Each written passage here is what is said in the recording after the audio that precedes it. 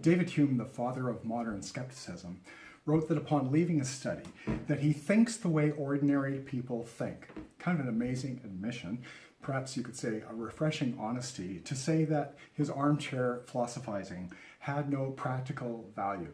Can't believe he said it, but anyway he did. At least he was honest, but it's still amazing to hear someone say that your speculations, bear no relationship to your life. But anyway, that's what he said. Hume didn't seem to concern to forge a relationship between his thinking and his life, but for many others, we've understood that there's an intimate relationship between what we think and how we behave. The sane and sensible have always understood. It's an age-old truth that as a man thinks, so is he.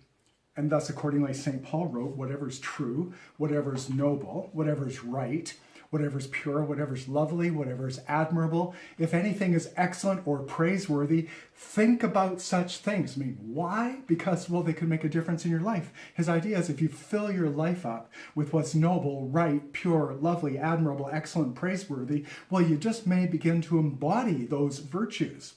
So, affirming the point that it matters what we focus on. The direction of our attention is crucial. For as I repeat the point, we become what we think about.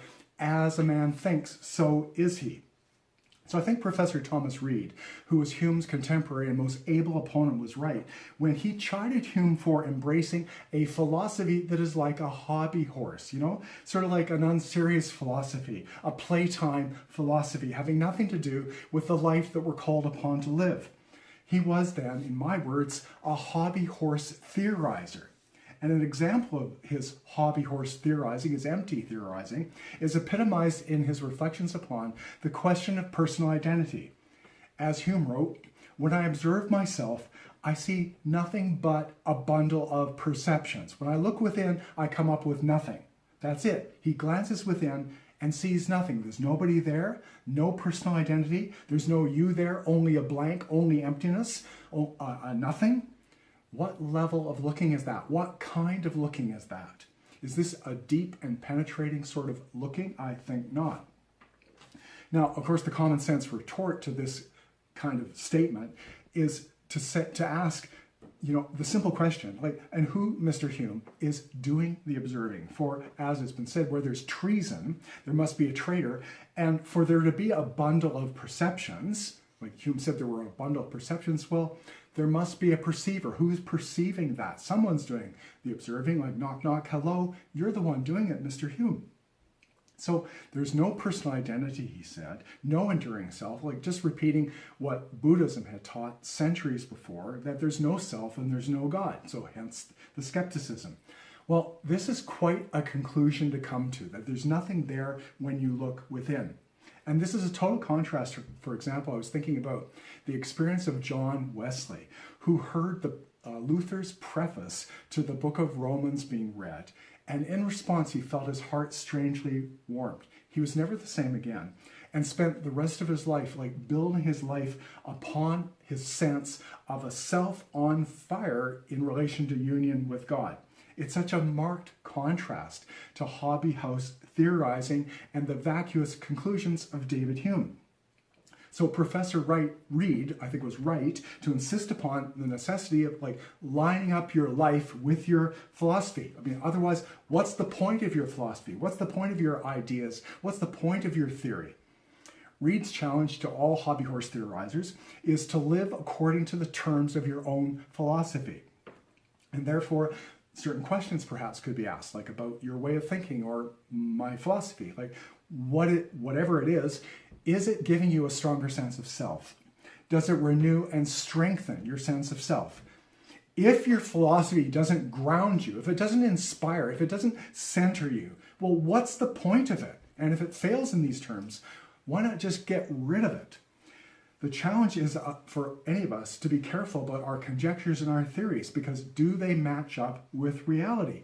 We may have come up with that which is useless or irrelevant. Now, Reid's own approach was, when he was thinking about probing the great questions, was to look at things with great attention and humility. That's what was required to know the truth, especially that part about humility. I have to be willing, to let go of an idea or theory if it conflicts with what actually is going on.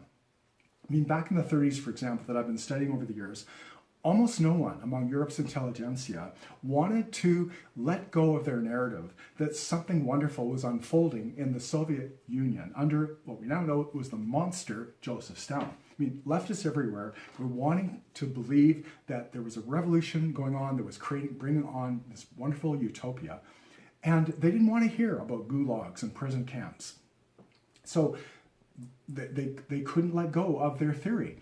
And sad to say, this same kind of willful blindness persists today. It was reported just last week in the Wall Street Journal that the majority of millennials interviewed said that they would prefer socialism over capitalism. For the millennials, communism sounds pretty chill, and they haven't studied history. They said that they would rather live in a socialist country than a capitalist one, which is to ignore history, especially 20th century history, which reveals in stark and gory terms that wherever socialism is fully implemented, only suffering and sorrow follows. The wish, therefore, of the millennials is a form of hobby horse theorizing, for it bears no relation to reality. So to get off that particular hobby horse, the dreamy millennial needs to be mugged by reality. Another kind of theorizing going on today, another kind of hobby horse theorizing, is this idea that in the raising of children, that there can be a kind of like an even Steven, like anybody can do it as long as you're like full of love or something like that. Well, this is a lie, and it's been confronted by a psychotherapist whose name is Erica Commissar, who's done years of research and has concluded a child needs the special care that only a mother can give. Only a mother can give something special. It's crucial, she says, that the mother be there, especially in the first 3 years of her child's life. Her premise, backed by research in psychology, neuroscience, and epigenetics, is that mothers are biologically necessary for babies, and not only for the obvious reasons of pregnancy and birth. Babies, she states, are much more neurologically fragile than we've ever understood. Mothers need to be there as much as possible, both physically and emotionally, for children in the first 1,000 days. Well, this just flies in the face of hobby horse theorizers who think that men and women are interchangeable. Again, that nature doesn't matter, gender differences don't matter, biology doesn't matter. All that matters is love. All you need is love. That's it. Well, the lowly caterpillar is smarter than that. The lowly caterpillar understands that it has to follow its instinctive nature to find only a particular grass, because if it doesn't eat the proper grass, it will die. This little creature knows that not any grass will do. As Thomas Reid wonderfully puts it, the lowly caterpillar will crawl across 1,000 leaves until he finds the one that's right for its diet. And that's the point I'm making. There's the reality, and then there's like some theory that you have. Be like the caterpillar. Another form of hobby horse theorizing that's spread around today, and people may not know where this comes from, but it comes from the philosophy of Hegel. So let me introduce this by referring to William James, the philosopher, or psychologist, he was both, who said that whenever he was listening to a Hegelian, he felt that the man was always like going up in a balloon. That's what he thought of their thinking, always like leaving the planet, heading off in the clouds somewhere. And here's why. And you may have heard this theory before, but I think it's the thinking of a great many people today, and it's come from a theory and has nothing to do with the way life actually is. The thinking is that there's thesis and then there's antithesis. I mean, we know about that. There's some point being made, then there's its opposite. So the challenge, said Hegel, is to merge the two opposites, to do a synthesis between the thesis and the antithesis. It's an effort to combine and merge the two poles. But in order to create your synthesis, for example, if you're wanting to create like a marriage between good and evil, or to merge heaven and hell, you're going to have to minimize or downplay the good and evil on the one hand, and minimize or downplay heaven and hell on the other. David Berman, an Irish philosopher, has said that this attempted merger between the two poles is a, quote, flawed metaphysics, for not placing a higher epistemic value on the pure extremes or opposites, and placing it instead in the synthesis, which is said to absorb what is true in the two opposing extremes. So to create your synthesis between the two extremes, means therefore that you cannot take good seriously and you can't take evil seriously. You have to think of the good as less than good, and you have to think of evil as less than evil. Nothing then is really good and nothing is really bad. You have then this shallow synthesis, and it's like a mushy, I can't even say the words, it's a mushy mishmash. It's what I call the philosophy of the gray zone. You've entered grayness. This becomes the color of your life. It's an attempt, I think, this merger to get rid of the absolutes, to diminish the colorful drama that life is, which is by its nature is a struggle between good and evil and between heaven and hell. In choosing grayness, you might as well put on a Maoist gray coat and settle into gray row housing to create a match between your thinking and your life. But every now and then, somebody who's been stuck in this kind of relativistic haze will find that he gets sick of it, or she gets sick of it, and bless you, I've had occasion to know people like this, and then they long to get back to the colorful drama that life is. And you know what the first thing that's required is? It's simply to understand that we were made to know the truth. We were made to have our life match our thinking. So just as the caterpillar knows what kind of grass to eat by nature, we too have the capacity within us to know what is true. So we can flee from the gray zone, we can flee from our hobby horse theories, and if we employ fully our own consciousness, we can create an alignment between our thinking and our life. Indeed, that's the point of consciousness. Like to regulate an unruly brain, a brain that's been theorizing and has lost touch and gone up over the clouds, has lost touch with what is true. So left to its own devices, the brain, as you may have noticed, it tends to pop off constantly. Unregulated by consciousness, there's only a booming, buzzing confusion of things. That's the relativistic haze that our society is living in.